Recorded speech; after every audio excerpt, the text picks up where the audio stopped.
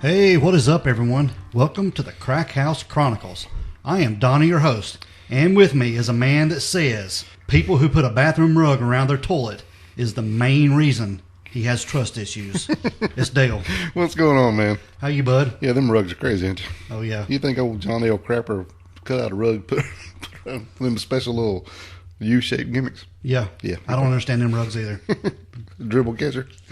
That's what. Oh, Lord. That's about what it is, man. Yeah, some lady said you're too short and you don't stand close enough. So she got tired of mopping the floor and started washing the rugs, I guess. Just put a rug down. I don't know. Kind All of right. weird. Anyway. What's going on, bud? Oh, what's happening with you? Great day today. Yeah, back in the Crack House. Back in the Crack House. Yeah. You got any shout-outs for us, bud? Yeah, we got a few. We're gonna shout out to our buddy Rich Adams, man. He's always checking in with us. He's listening to all the stuff, trying to catch up as much as he can, and he comments and talks to us a good bit. So we like to say thanks, Rich. Thanks, Rich. And we're gonna shout out to Lynn Connolly. She's always checking in with us and liking some stuff, and she's doing the same things that Rich is. So we'll give her a little shout out. And over on Instagram, our buddy Dennis Mullinax, he's always commenting. He likes everything we post. He keeps up and he loves the show. So we'll just a little friendly gesture. We'll just say thank you, Dennis, and appreciate you checking us out. And we appreciate everyone that goes onto our social media accounts and interacts with us, leaves us messages, leaves us comments, likes, subscribes, all that good stuff. Yeah, rate and reviews on Facebook. Anything you can do. 5 stars on the iPod gimmick. Yep, Apple Podcast. Yeah, go on there. Or whatever platform you listen to, if it allows you to rate and review. Please do. It helps us a ton. Yep. And check out our store page on the website. Get you a T-shirt. Man, we have some really cool T-shirts, and we appreciate, saying that, Donnie, I really appreciate everybody who's picked up one here lately. Yeah, we've had some sales, so that's good. Good stuff. Right. Good stuff, man. And if you buy a T-shirt and send us a picture of it, email it to us, and we'll put you on our social media. Heck yeah, we will. Absolutely. Bam, there you are. We'll give you a good shout-out. All right, Dale, we're going to get into our episode this week. Oh, man, this is really going to be special for us. Yeah, we have like Dale said, a very special episode. We are covering the case of Sandy Todd Canipe. Now, Dale, Sandy is local to us. He's right from the same county right here we're in. Right, and this is a little bit something different than we usually do, Donnie, because a lot of times we do stuff that's happened before or whatever, or we've just, heard of, but this one's right here at home, and it's kind of... It's in our backyard, yeah. And Sandy went missing in 2016. Yes. And we are pleased to have his son, Chris Canipe, on our show today. And, man, this is going to be good. I'm really feel blessed that he decided to come on our platform and tell a story. Yep. Welcome to the show, Chris. Thank you.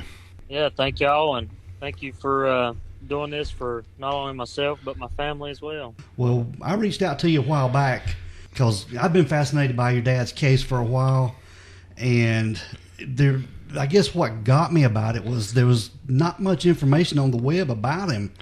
Just very limited details here and there, and I was like, gosh, something has to be done, to help find this man. Need some awareness out there.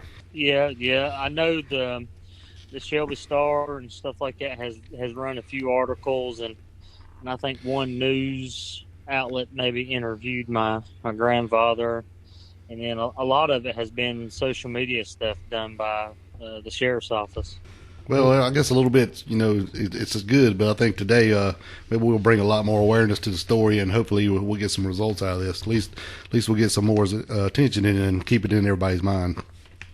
Yeah, and I hope so too, and I hope that someone listening to the podcast maybe knows something, or somebody that around them knows something, and maybe bring some answers to our family. Yeah, yeah, for sure. Well, Chris, before we get started, tell us a little about you and what you do and your family. All right. I am currently employed at Cleveland County Sheriff's Office, and I am a sergeant over the community interdiction team there. And I've been there roughly 6 years, and before that I was in the military for about 8 years. Well, thank you for your service. Yes, sir. Thank y'all. Thank you. And I grew up in Cleveland County, born and raised here, and that's pretty much where my family's been as far back as I can remember. Yeah, we really appreciate your service, man. We're big supporters. Absolutely. Thank y'all. Tell us a little bit about your dad, his background, Was he from Cleveland County originally? Yeah, so, and I know one thing, and I was kind of doing some stuff myself just to see what was out there before this, because I hadn't really looked, and I know, Donnie, you and I spoke a few times, and I was just curious to see what may or may not have been out there. One thing I didn't see on some of the flyers and stuff is what my dad's actual birthday is, and so he was born on February 15th in 1967. His dad is Robert Canipe, and his mother, which has passed away, was Nancy Canipe. Okay. He was born and raised in Cleveland County. He has one brother, which is Wendell Canipe, and one niece, which is Kate. And then my dad has two children, which is my sister, which is Brittany Canipe, and then myself, of course. And he has three grandchildren, which is Autumn, Jeffrey, and Leland. And probably one of his biggest, thing he loved a lot, just probably as much as kids, was he had a dog, and the name will probably get you laughing a little bit, but he decided to name the dog Tater. He loved that dog, so. That's awesome. That's a pretty cool name, actually. Yeah. So, what are his hobbies, or what is something that he likes to do? So, I'd say probably every Sunday, if it wasn't him calling me and giving me a hard time, it would be my grandfather, his dad, giving him a hard time. But we all enjoyed NFL, and my grandfather, he's kind of a Pittsburgh fan and Panthers fan, and my dad was a big time Dallas Cowboys fan, and so he would always call us either about that or maybe the NASCAR race. He really enjoyed NASCAR as well, and we'd talk about it as well. Sounds like we would have got along pretty good. I'm a big Cowboys fan myself. Yeah, well, yeah, he enjoyed the Cowboys so much that whenever I was born, he decided to have me come home in a Cowboys uniform. So that's pretty cool. Yeah, that's hardcore right there. Now that's dedication. I'm liking it. No doubt about it. So it sounds like you guys are pretty close, right? Yeah. We talked a pretty good bit during the week, especially he knew me being in law enforcement, and especially during the time right before it led up to him missing, he knew I was working nights a good bit. And he'd always call me beforehand and check on me, and then usually the next morning, if not every morning, every other morning, he'd usually call and just make sure I made it back home as well. That's pretty cool. Does he have any outside close friends that he associated with, besides the family, any buddies that he hung around with? Yeah, he had some close friends that he hung around. I'm not really sure of their names per se, like right off bat. I know a few of them, but I know some of them, I don't know, I'd say they're a rougher crowd Right. that he would hang out with. Yeah. Well, that's okay. You don't have to name them names. Just like, he had his buddies he liked to hang around too, so he wasn't just like sitting around looking at the walls all day. Yeah. Right, yeah. So what does he do for a living? So he didn't have a job like you would say, oh, I work, at Lowe's or I work at wherever. He was more of like a handyman, and people would ask him to come and, help do things around their house, like fix stuff at their house, or, maybe go and paint. He really enjoyed painting, like people's houses or rooms and stuff like that. And, he enjoyed that, and I know I didn't get that aspect from him because I don't like painting at all. yeah, that's you either like it or you don't, and I'm on your side on that. So he was pretty much like a free spirit. He would go around and handyman and just kind of do whatever came into his lap, and he was good at it. Saying like, yeah, that's pretty cool because a lot of people can't do stuff like that. Yeah. So. That's definitely a talent, no doubt about it. So since you guys were so close, did you kind of notice anything, any changes in him or anything right up before that he went missing? No. The only thing that I knew leading up to, I guess, before he went missing was, I noticed he had, every time we would talk, he would always talk to me about several of these friends he had that he had loaned some money to, and he was trying to get the money back from them, and he couldn't get the money back from them. And so he was kind of talking to me about it, and I was trying to, in the legal aspect, say, hey, this is what you need to go about doing if they're not doing it, going through the different processes and stuff like that. And that was always a common trend, each time we'd talk on the phone, is he would always talk about these same individuals that owed him money. And that was kind of the biggest thing that, of course, when he went missing, that I talked to the investigators about was, about this money that somebody owed him and they wasn't paying it back. Right. I mean, you don't have to tell us exactly, but was it a significant amount, or was it?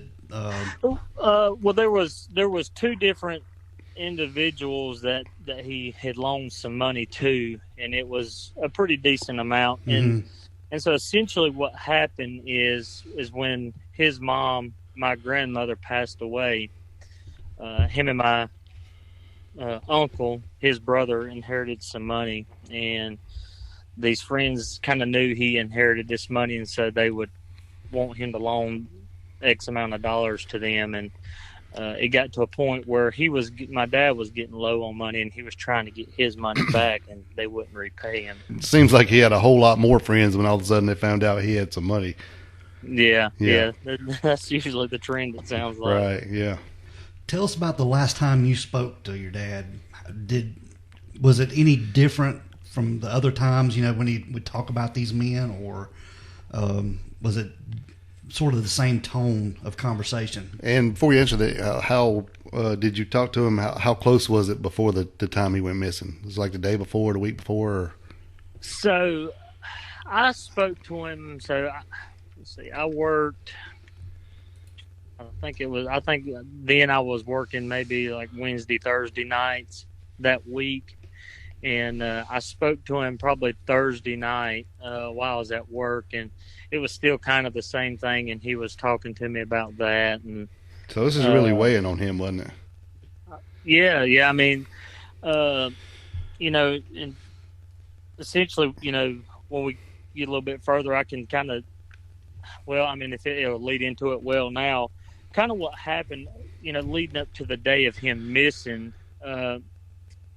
He had went to the store to get beer, and he didn't have enough money on his account. So one of the neighbors that he was with loaned him some money to finish paying for the beer he had. And so he got to where his funds was low, and he was trying to get that money back. So he was getting desperate. He really needed this money. It wasn't the fact that they wouldn't give it back to him. It was the fact that he really needed it.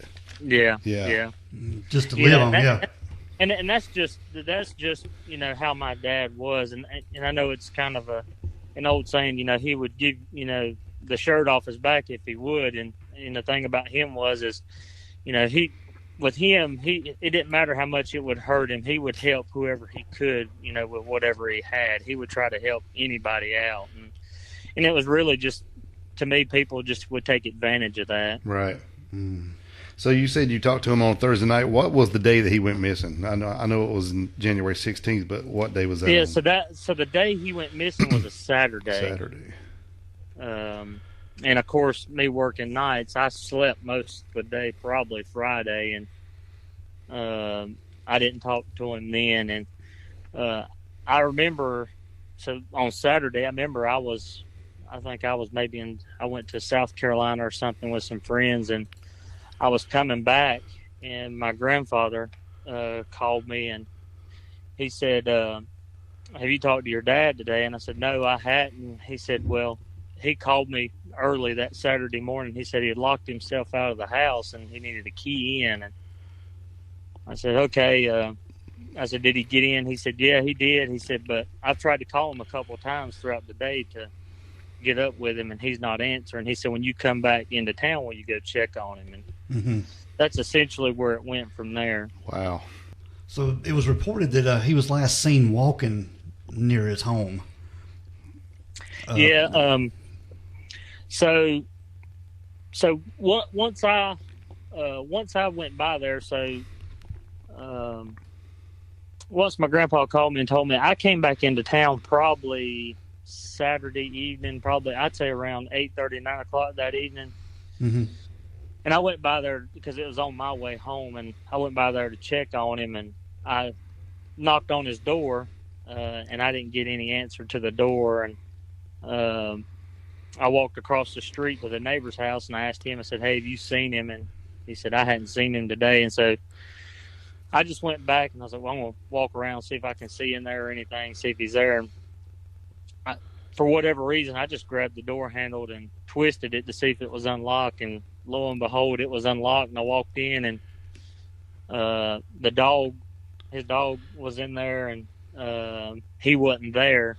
And to me, it kind of was weird looking back on it now, because obviously earlier that day, he kept his house locked up, and he had to get my grandpa to give him a spare key to get in. Right, but yet now it's unlocked. Yeah, and now it's unlocked. So, right. Yeah. So what happened after this?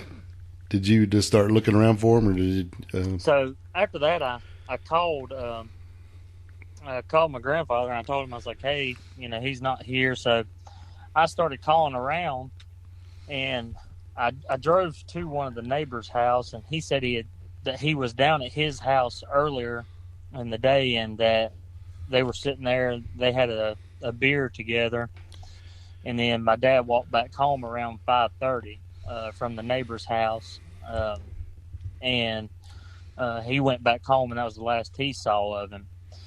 So fast forward, and I talked to my grandfather on the phone about it, and I said, "Hey, he's not here. I'm going to try to call a few people that I know." He hung around and asked them, and I attempted to call the friends that he hung around, and especially the ones that had borrowed the money, and to see if they had seen him or anything. And one of the phone conversations I had with one of the friends, I called the number, and they let one of their kids answer it and said they were in bed already and they couldn't talk, and they would call me tomorrow. And then the other one didn't answer.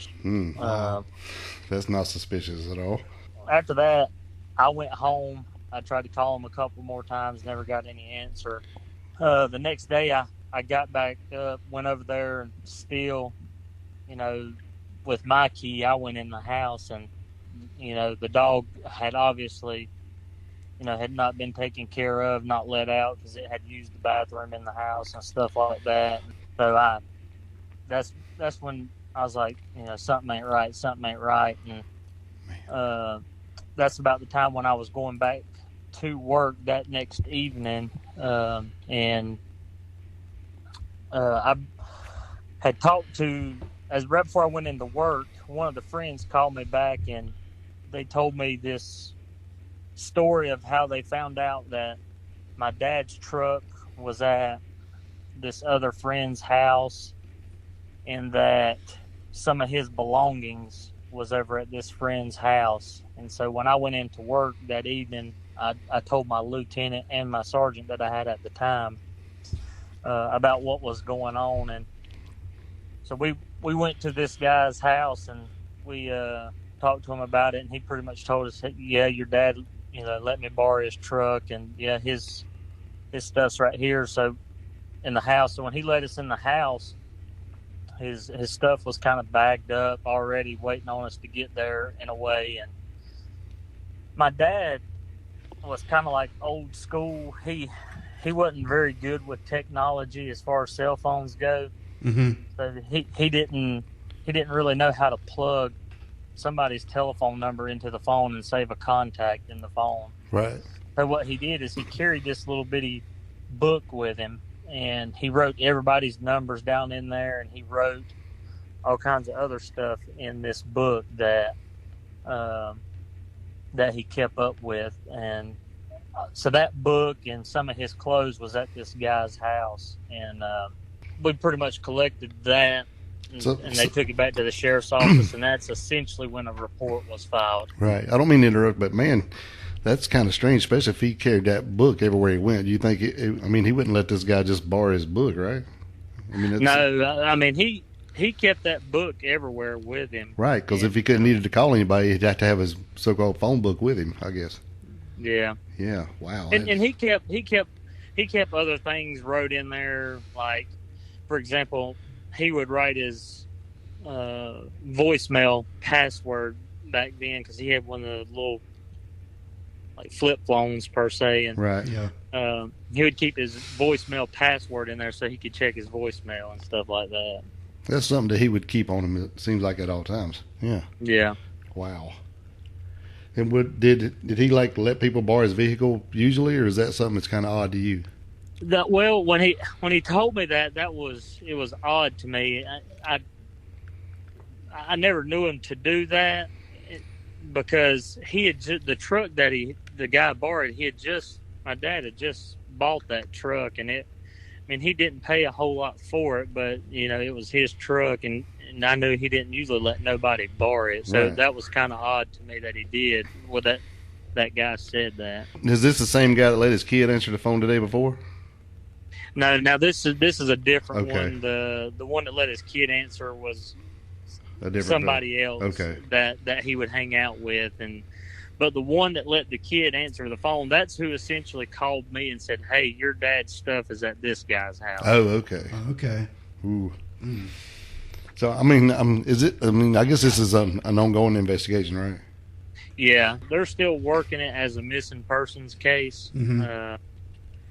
And the investigator that's over it right now, she tries to update me as much as she can with it, but I understand the aspect of it too, because I know for some reason, if it changes from a missing persons to something else, not saying that's the case, but if it does, they want to be able to not have that. Right, yeah, and I wasn't trying to get you off track. I was just kind of saying that so our listeners know that, when you don't want to really name names and do this kind of stuff when it's still an open investigation of what's going on. Yeah, So. and that's kind of where and it might sound like I'm stepping around a little bit. No, that's fine. I just want everybody else to know we're all on the same page. Yeah, so yeah. So we're clear. Yeah. I'd rather than not be out there just yet. Yes, sir. I understand that. Absolutely. Now, we was talking about his cell phone. He had a flip phone. Yeah. Was the phone in that stuff?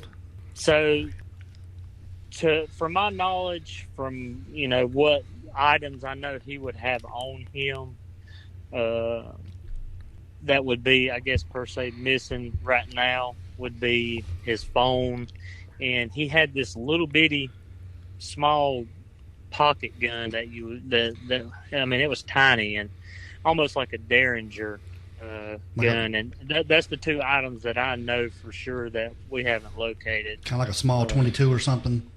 Yeah, it can fit in the palm of your hand. Oh yeah, I know what you're talking about. Oh yeah. Was his cell phone traced for pings or anything like that that you know of? Yeah, they were. As far as any kind of information on them, I don't know anything on that. Okay. I know in a general aspect, I know the sheriff's office has done searches around his home and stuff like that, and I don't know if that's generating off the pings or if they're just doing a canvas of a radius area, because there was the guy that had my dad's stuff at the house that I was telling you about we went to. He told the lieutenant and the sergeant and essentially the investigators that he knew my dad would walk to the store through the woods, and he would go to the store to get beer. And so after knowing that information, I think they were doing searches based off of that to try to see in a perimeter search around his house if that was the case. Yeah, see if he'd been through there, any trace of him through there. Yeah. Wow. What about his home? Was any personal items missing from his home that you knew of? The night that I went over there and found the house was empty. The one thing I noticed when I walked in the house, there was 2 beer cans sitting on the coffee table in the living room.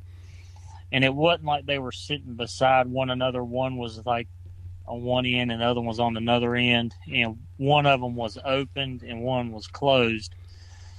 And that's really about the only thing that I noticed, that as far as the house, when I walked in. Now, as far as from the time afterwards, and myself and my sister and my grandfather going over there, we haven't noticed anything missing from the house. Wow. Was his home processed? Did they check for prints, or Yes. everything was done like that?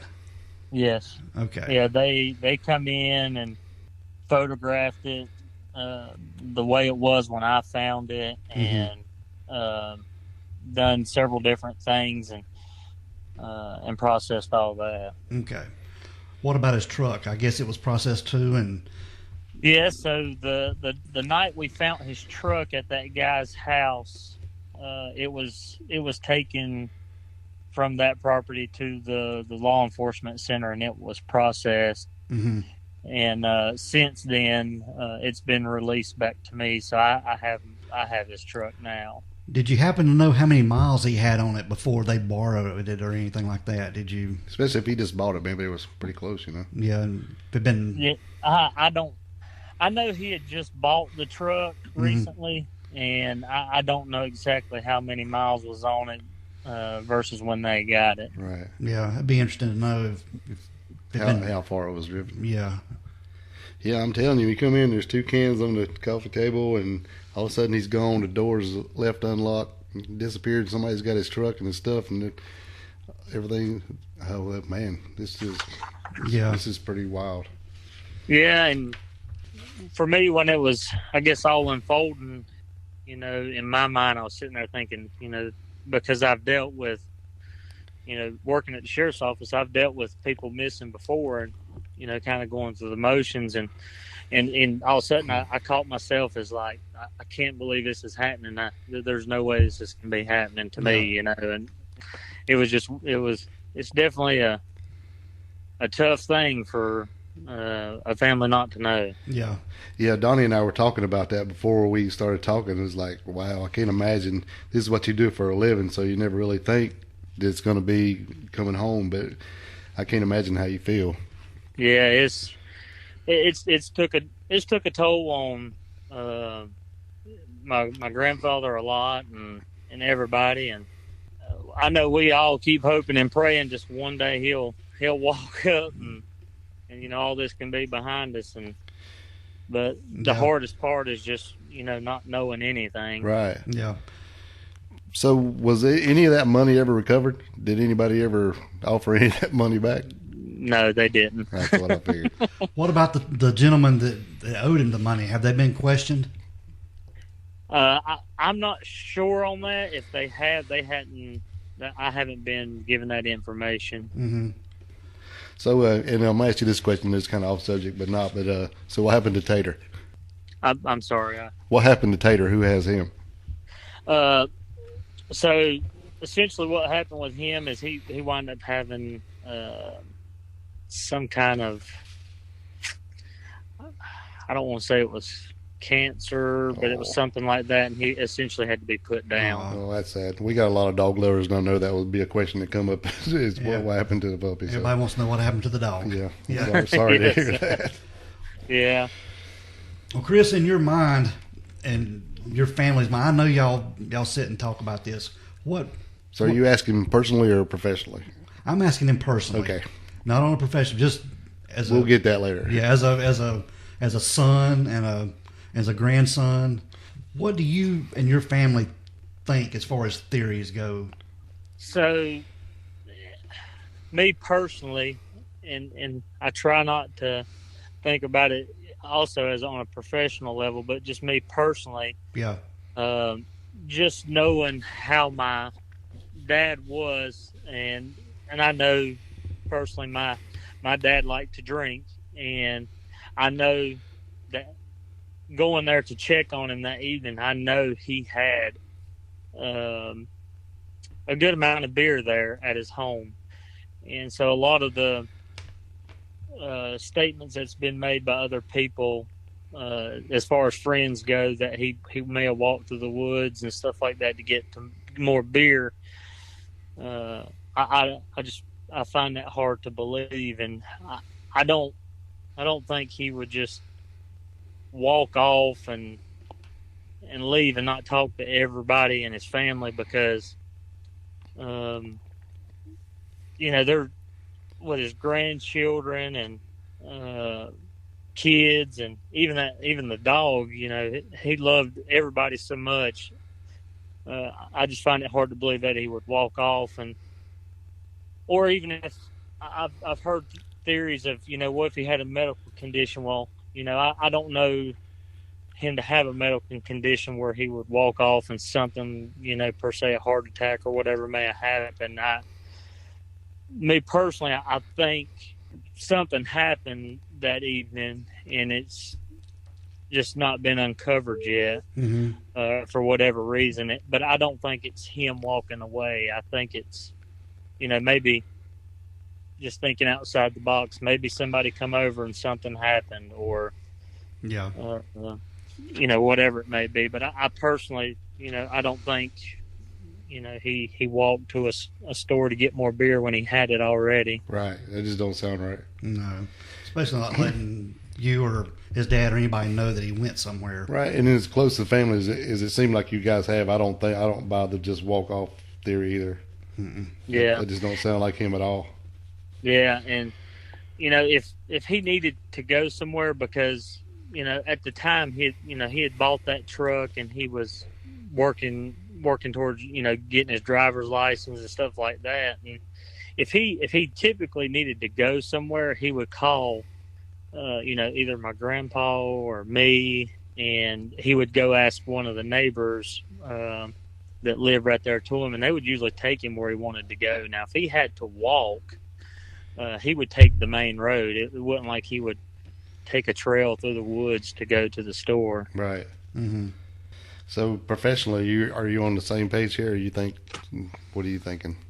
Yeah, I mean, and I don't know all the ins and outs of the investigation and stuff, and I kind of have to go off of what little bit I do know for myself that I experienced myself whenever I went there to check on him that night, and my lieutenant at the time and my sergeant at the time trying to help me, find my dad, within like the next night or two, and them saying, hey, well, let's go down here and talk to this guy and see what he says, and then hear what this guy had to say, and it's tough, and I think that's like I told you before when me and you talked, Donnie, on the phone, is for a while it was kind of hard for me to go out and be interviewed or publicly talked about it, because I didn't really know what to say at the time. It was kind of a hard thing at the time to deal with, and I didn't really know how to, I guess, process or say what I wanted to say then, and I didn't really know what kind of, me working in the field I work in, what kind of backlash I might get from it, either as far as, if I had to deal with somebody, on the other side of law enforcement. Right, but dang, man, it's your dad, Yeah, it took a lot of praying and a lot of good friends and people, and the biggest supporter for me has been the sheriff, and he's always told me, to do whatever you need to do to try to get, answers for your dad, and he's always pushed for me to be open about it, and I really thank him, because he really got me to where I did that first interview, and now this is really my first on-air interview with anybody about it. Well, we certainly appreciate it, Chris. It's just because, we, being here in Cleveland County too, I've followed this case from the beginning, and and tried to keep up with it, and the Facebook post and different things, and there just wasn't much out there. So, and I reached out to you to do this, and I told Dale, I said, well, the worst he can say is no, but man, I'm glad you decided to open up to us and tell us your story. Yes. Yeah, and not only myself, but my family is very grateful for it. And like y'all said, I hope it can generate some stuff, and maybe somebody will come forward with something, because somebody knows something, Yeah, and that's literally some of the words that I've said myself to, especially when I was talking to the lady from the Star, and told her, I was like, just about in every case like this, somebody knows something, and I don't know if it's that they're scared that what somebody might do or say or what, but I always say I wish they would put step in my family's shoes and just try to feel what we're feeling, and come forward and say something, because the unknown is the worst part. I just can't imagine. All it takes is one person. That's right. Yeah. Somebody knows something. Come on, people. And there is currently a reward for your dad too, right? Yeah. There's currently one out. I'm trying to think. I think it's Crime Stoppers put some up, but also my family put some up with it to try to raise the reward. Mm-hmm. To where hopefully somebody would come forward and say something. Yeah.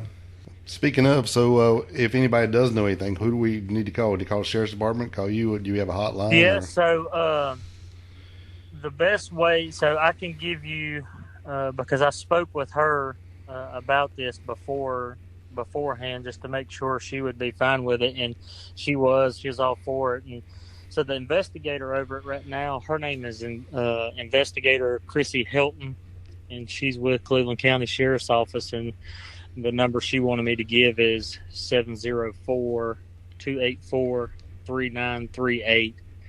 And if for some reason somebody can't get her on that number, then just call the Sheriff's Office number, which is 704-484-4822.